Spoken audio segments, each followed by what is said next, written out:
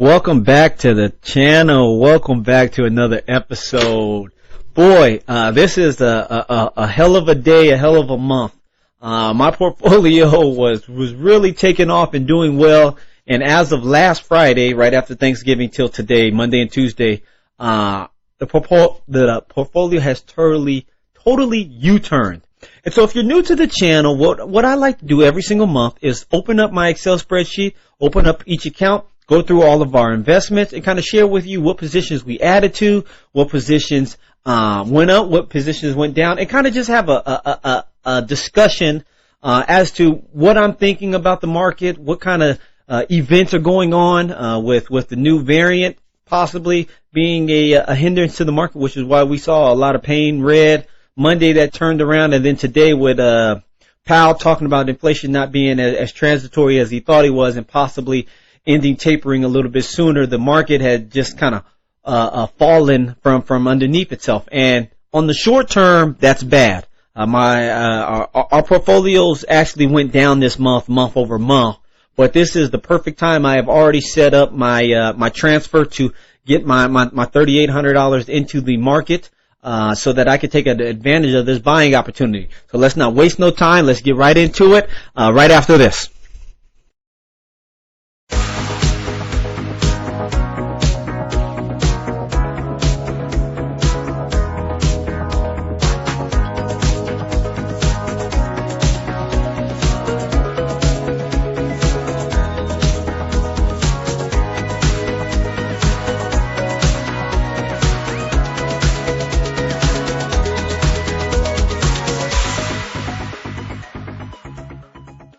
Alright, so welcome back. So look, what I actually did today, last night to be exact, I opened up another brokerage account so that I can separate my long-term holds and my kind of short-term / the money that I'm putting in to be used for future investments. So I did a video about a month or two ago about putting $50,000 into the market and having that turn into about $100,000 over the next 3 to 5 years. Which are these positions right here that you see starting at ARC-G, ARC-W, those are the red ones, and then Print, AIQ, and BETS. And so I'm starting to separate those portfolios, and you'll see as I open up my Chase account how that looks. I'm really excited because I want to keep that separate, and that's just going to be a nice way. Again, if you haven't noticed already, if you've been following the channel, I'm very detailed, and I like things in a certain manner. It just kind of makes sense for me, is easy for me. And so this just kind of helps separate the philosophies with each portfolio. Again, the buy and hold is a 30-year portfolio. That portfolio is adding every single month, whereas this growth portfolio is something that I'm adding to, letting it sit, letting it bake, and then in 3 to 5 years looking to pull that cake out and eat that cake. So let's get right into it. I'm going to kind of show you on my computer, but it's going to be a little bit easier for me if I am using my phone because it just makes things easier for me. So this particular month, I did a video too about 2 weeks ago. No, not 2 weeks. Last week, Thanksgiving. I purchased, I celebrated. The portfolio hit $100,000 at the beginning of November. November 4th, I think it broke $100,000. We transferred over our $3,000 for this particular month. Well, no, $2,500 because we took $850 out so that I can buy some Christian Louis Vuitton shoes. I don't know if I'm saying that right. I did the video. My wife was like, "It's not Louis Vuitton, it's Louboutin."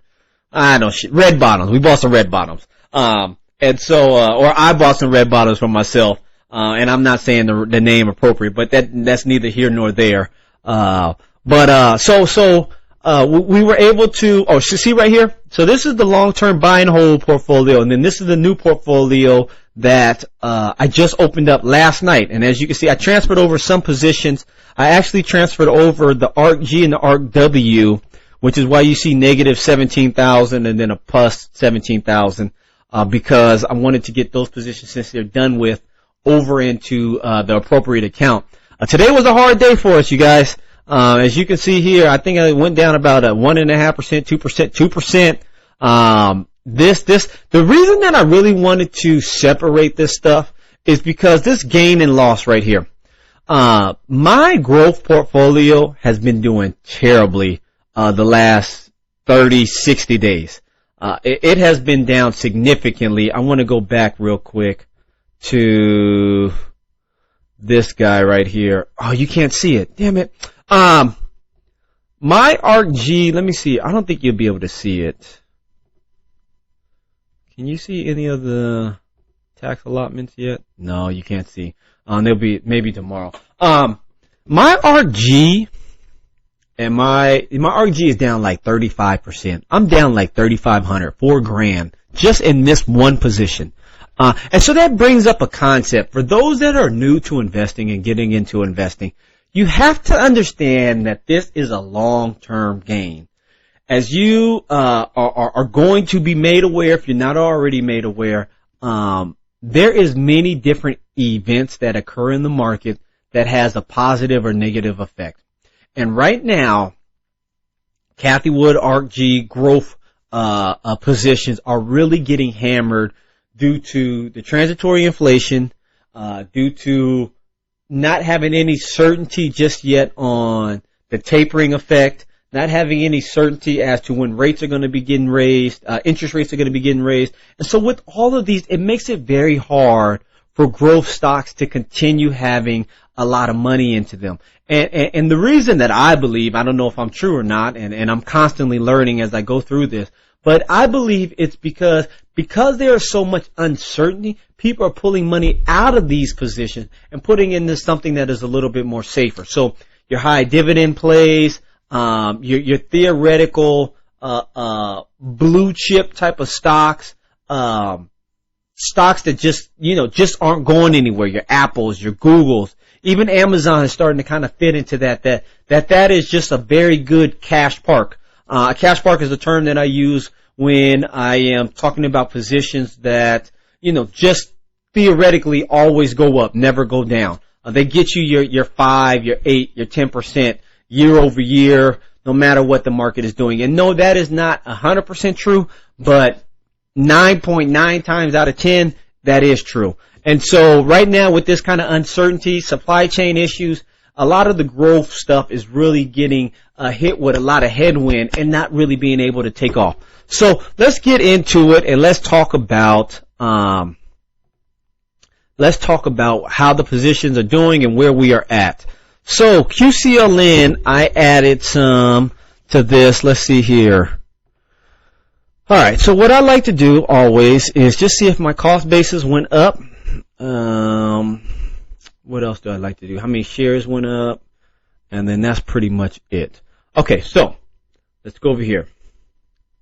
So QCLN was one position that I didn't get to put the normal amount into. I didn't get to put the normal amount into SMH, QCLN, and cannabis, a CMBS. Those are the three top positions. And those were the positions that I didn't want to. Oh, and then IYC. I didn't put money into IYC.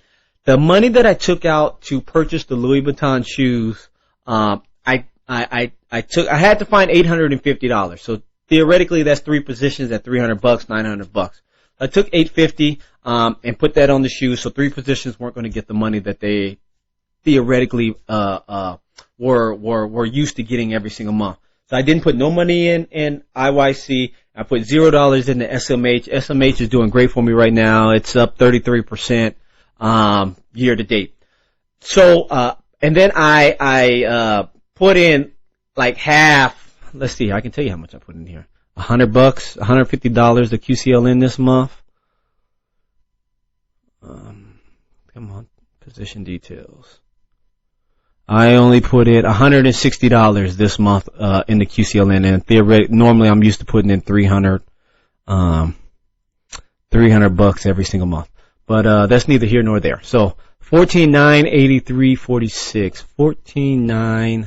14,983.86, and then this is where I'm going to pull up my phone because this is going to be a whole bunch of back and forth that I don't really want to do.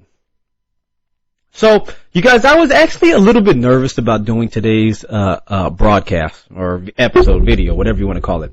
And the reason that I was a little bit nervous is because I just made a video talking about how I just reached $100,000 and the account got up to like 103 in the month once I put in that $3,000 that we normally put in every single month.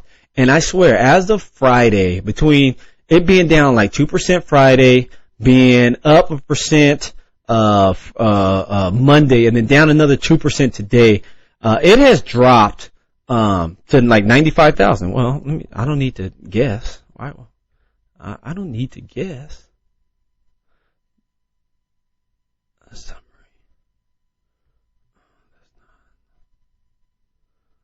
It is at $95,000. And so that's damn near $8,000 swing. And so, that really brings up another concept too. For those that are new to this stock market and investing, you really have to understand that this is long-term plays. This is not something where you're going to, the current value is 619,457. This is not money, and this is where people lose money, is when the market is going through some uncertainty, which we're currently going through. We're going to face some uncertainty here in the next week or so. Our budget is only got, if you recall back at the beginning of November, they kicked the can down to December 10th, I believe. December 10th. For the budget. And so if they don't get the budget, renewed, redone by December 10th, we're going to, basically, I'm not coming up with the right word, but they're not going to be, basically government's not going to be paying their bills. They need to redo, their budget every fiscal year. And so that's going to bring some even more uncertainty. And so I say all that to say is that when you put money into this market, you have to understand that in the short term, there is so many fluctuations and so many things out of your control that is going to cause your, portfolio to be down. At the beginning of this year, from January to February, I need to do a better job of keep adding this as I'm talking. From January, February, and March, this 2021, the market was taking off. And then February 21st, 19th or something, that's when things hit the all-time high. Things started falling. And I mean, from about March 15th, because from February 21st to March 15th, things just kind of moved sideways. But from March to about August, September, things was just falling in the market. But for those that have these buy and hold strategies, for those that are such as myself, that every single month are just plowing money in over and over and over again, it builds that cost basis. And you really want to build that cost basis so that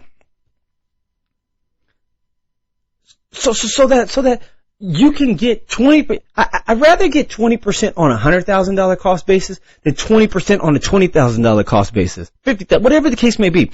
And so I enjoy and love when these markets are dropping 2-3%. And then you see something on the horizon that's going to drop it even more, because this is all short-term stuff. This is not anything long-term. 191. The current market value is 14,940.10. Cannabis. And so you want, yes, your portfolio is down versus where it was. Yes, your portfolio is not looking as hot as it was, but it is advantageous to buy this stuff as it's going down. And especially, I mean, all of these positions, my growth portfolio, these down here at the bottom, 12, 13, 14, 15, 16, RG, RW, Print, AIQ, these positions are so low. I want to say, Bets is at like $23. We'll go look at it in a minute. $24. AIQ, I think is break even, but Print is at $33. I'm buying this stuff and it's bringing my cost basis down. That is what you want to do at the beginning of your portfolio. When you're not pulling any money off of it just yet, and you're not taking interest, you want this portfolio to be down so that then you can take advantage of this kind of opportunity. All right, Print. I did some big dollars in this one. 220, 890224. I'm almost done with Print. I'll be done with it this month in December. So I'm very excited about that. Bets is 214.6. Oh shit, I'm putting in the wrong one. 214.656754. Current value is 51.60. I'm getting killed on Bets. Bets is just hurting me. I'm down $1,400. I'm telling you, man, my growth portfolio is killing my returns right now. And that's also why I wanted to separate this stuff so that then I can really see how my growth portfolio is doing and then how how my 63.87.24, how my buy and hold portfolio is doing. Okay, IYC. Let's jump back up here to IYC. IYC, I didn't do anything. What is the current value? 48.91, 69. See, I'm up 12% in IYC. So solid year for IYC. Can't be upset with that. FHLC, I'm only up 5% this year. Solid year. Again, at the beginning of your wealth building, you really want to get as much money in as fast as you can, because again, you want to build your position and get 20% on 100,000. You don't want to get 20% on 1,000. You want to constantly, if you in an ideal world, how I look at it is, if that position can keep going down month over month over month, it's really going to take a toll on you psychologically. So that's going to be something you're really going to have to learn how to deal with. But if that position can keep going down and you can keep adding money into, and then in year 5, year 6, it blows up, that's where you're going to make your money at. 100%. This lit, I really wish I was buying in the lit come day one, because lit is really just doing phenomenal for the portfolio. This is up 26%, 29.75. I just don't have no damn money in it. 20%. So this is what I'm talking about. 20% of $2,000. That's not life-changing money. 20%. I mean, even SMH is 30% of 11,000. That's still not. That's not life-changing. Now again, don't get me wrong. I'm not trying to be oh, woe is me and not grateful for where I am. I am thankful and whatnot. But I'd rather have 30% on 100,000. I'd rather have 30% on 1,000,000. I'd rather have 30% on 10 million. Now we're talking big bucks. But none of that is going to occur unless you get the ball started and things going. Now this is also becoming a new favorite, because this is just paying me just to wait. This is paying me not to do anything but just collect a check every single quarter. It is beautiful. I love it. And yeah, I'm definitely not upset with SPY. All right, so I didn't do anything to ARCG and ARCW. Let me just update you on the values.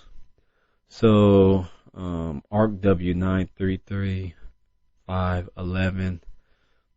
ARCG is killing me. Godly. This is 12. This is 13 now. ARCW has taken the lead in the portfolio race. All right. What did I do wrong? Oh, here we go. Damn it. Now I got to go back to this other portfolio. SPY. Positions. SPY. I messed up. SPY. 1531.92. All right. Cost basis going down. What I love to see. All right. So month over month, my cost basis went up about 9 cents. So fine with that. I got about, 69 shares added this month between the two different portfolios. The current value of all of this added up is only $95,000. And so I am down, based off of my cost basis, which is predominantly occurring in this portfolio. I think I am down in iPay. Yep, I'm down in iPay, and in cannabis I'm down. Everything else I'm positive in the long-term buy and hold portfolio. So happy with that. All right, so real quick, let's show you this one. So this one has $77,000, which is basically the long-term portfolio. Up 8% in QCLN, 33%. Cannabis, I'm down 20%. Cannabis is another position that I'm really excited that is down. I think this is only down while this is not on the table. If you recall at the beginning of the year, cannabis was really getting a lot of headwind, or a lot of tailwind, because Senate legislation was looking like it was coming to the table with legalization of cannabis. Because of COVID and all these other stimulus and things of that nature, Biden's infrastructure plan, I believe cannabis has gotten put to the back burner. And so why I'm so excited is I believe my cost basis on this particular position is like somewhere around $19. 1976. And as of today, it's trading around $15. So I'm adding that 300 every single month. And I honestly hope that I can continue doing this all the way through mid next year, Q3 of next year, because then it'll just allow me to build that position cost before the discussions and talks to make cannabis legal again happens. Because once that happens, then this stock is going to take off one more time. And so, again, having this long-term mindset, this long-term concept really helps you get through these tough times and understand that when these positions are down, first you have to understand why these positions are down. And if they're down because of cannabis example, where it's not being discussed anymore, that is fine, because as an investor, you have to be able to look around the corner. And so when you can see around the corner, you can begin investing in something before it turns the corner. That allows for the biggest returns. However, you also have to understand that also is where the most volatility of a position occurs, because so many people put money into the position trying to be like you. However, when things get hard, things get tough, they need to, take money out to, buy this or buy that, then that's typically the first position that is sold.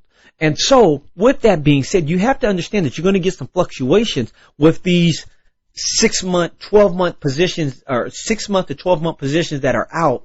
You're going to get a lot of volatility in those. So, that's the main brokerage, and that's where we're at. We're at $95,000 for that guy. Now let's go on to retirement. Okay, VTI.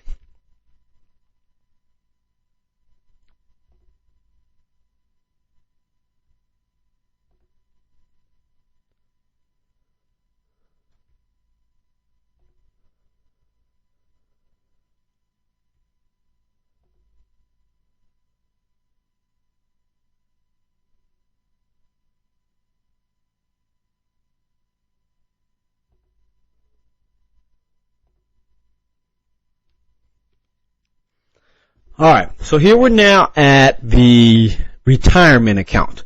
This is my traditional IRA. So let's do this.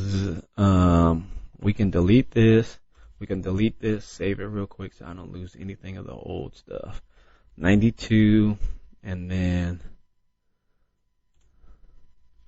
equals average. Why don't I have this? 127.56. Let's see what it does this particular month. Okay, so did they buy any VTI for me? They bought one share of VTI. 27. Did they buy any VEA? 72. Oh, they bought a bunch of VEA. Okay. 6303.15 is this. 6303.15.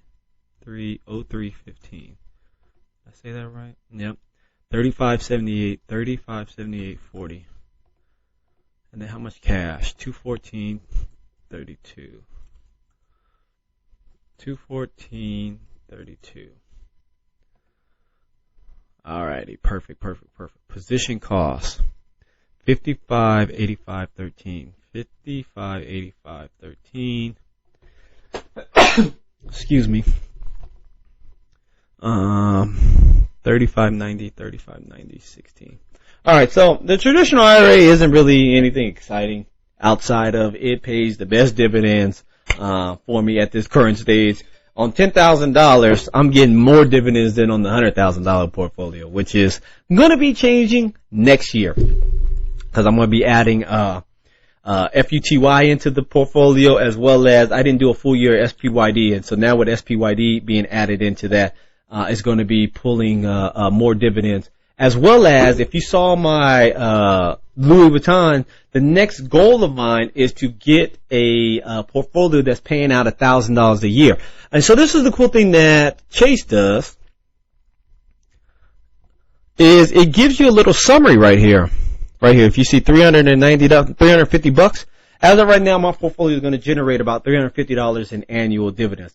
I want to get that, honestly, by the time I'm done in 20, 25 years, I want to get that to $150,000, where I'm just getting $100,000 in dividends for just waking up.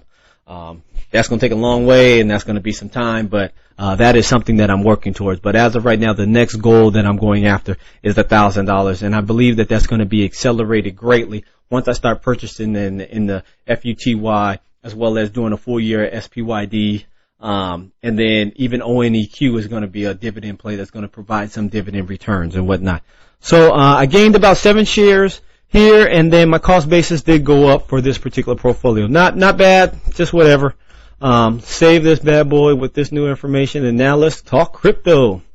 Oh, you know what? Let's go to Elliot's account since we're here. This is my son's custodial account, and we're going to talk about his custodial account. All right. So here's Elliot's account. I only purchased in cannabis this particular month because, again, I'm just trying to get $1,000 into each position, and then I'm going to be switching him over to ONEQ.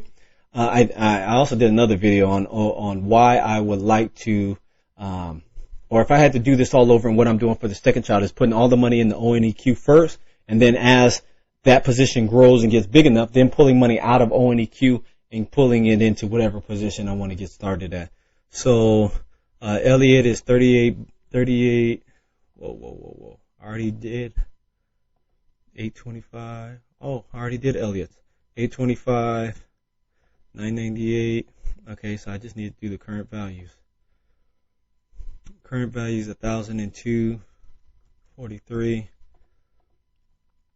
and then 594, 32. So Elliot is actually down, man. Damn, Elliot is down. But good thing we got 18 years. So perfect, or 17 now. All right, let's go to Coinbase. Crypto. Crypto has been falling this month, man. And I am upset that I don't have the funds to be able to put into crypto. All right, crypto is going to be a little bit harder to do. That's the only downfall with crypto. They're not as clean as regular brokerages just yet. I don't know if I don't want to say it's lack of funding, but they just need more time to get their positions and stuff squared away. So in Cardano, let's see, 2483.76. I can do the current Cardano. Damn, it dropped significantly. 2483.76. Link is 1365.26, and then Polkadot is 1222.56. Definitely want to constantly keep adding to these guys, man. These are going to be the long-term guys that I believe are going to be able to. All right, so I did 149. Where's Cardano at? I had 2391.65 plus 149.24. 2540.89 is my new cost basis. 2540.89. Link. I'm doing it on my phone here because I just don't want to keep clicking back and forth on Link. 1496.64 plus 145.47, 1642.11, and then last but not least, Polkadot. Forgot to update the coins. I'll show you guys how many coins I got at these guys now. 169.14 plus, where's Polkadot? 146.70. 1645.58. 1645.58. Did I say that right? 1645.58. All right. So now the new updated coins for this portfolio is going to be, I got 1586 of this, I got 53 Link, and then I got 32 Dot. And man, so Voyager just actually got back to me. They said I uploaded my ID, my license, bad, or not adequate enough for their system. So now I'm hoping that I don't get put all the way back in their rotation all over and I gotta do it again. But we'll see. But my Voyager account is almost open, and then I can begin to transfer this particular portfolio over to Voyager and take advantage of those staking rewards that are available on Voyager that Coinbase currently doesn't do. Voyager, I believe it gives you about 12% on Dot, I want to say 2.5 or 3.5 on Link, and then 4.5 on Dot. I don't have VGX because that's the Voyager coin, which I'm going to be purchasing once Voyager gets opened up. And so as soon as that happens, then I'll be letting you guys know and going from there. But this is the particular portfolio. This is it here in real time. 1586, 53 Link, 32 Dot. I got some random stuff that I transferred over to my Coinbase Pro, but because these now are too small, I can't transfer them over. I can't sell them or anything unless I want to add to them, and I don't want to add to them on Coinbase. If you have Coinbase, you want to open up the Coinbase Pro. Purchasing is a lot cheaper here, and so if you're going to be making any purchases with your stuff, make it in Coinbase Pro and then transfer it over to Coinbase, because regular Coinbase has a much better platform, I believe. It's easier to use, easier to understand, all of that good stuff, but the fees are significantly less. On $1,500 of purchasing on Coinbase Pro, it's under $1, whereas on Coinbase, it's, $6, $7, $8. And so that can, month over month, one time, I don't think it's a big deal, but month over month, that starts eating away on some of the coins that you can be able to purchase and whatnot. So now let's talk about Shiba and AMP and Fetch, because these are the three that I have within my Coinbase Pro portfolio. Let's see here. The only one I purchased, now that I think about that, is Shiba this particular month. I didn't do anything. I got 7 million. Oh, I'm missing 1 0. There we go. I really don't know what I want out of Shiba. I'm going back and forth. 1 minute I want to sell it. 1 minute I want to keep it forever. It's the first time I had 1 million coins of anything.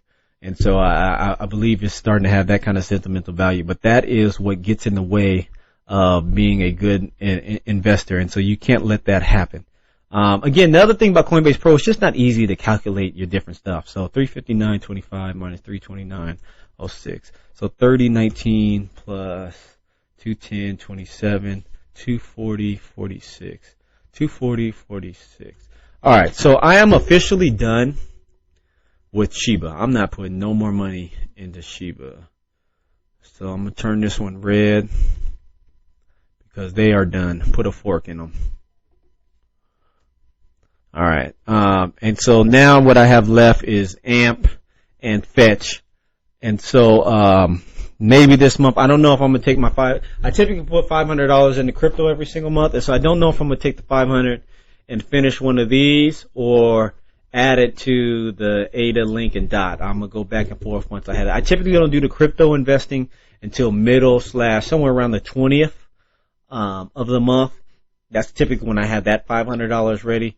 And so I'll see kind of where I can get the most bang for my buck, where I can bring that cost basis down, which right now is looking, if everything stays the same, ADA, Link, and Dot are significantly down at the moment. And so if it stays that way, I most likely will be putting that 500 towards that versus putting it towards Fetch or AMP.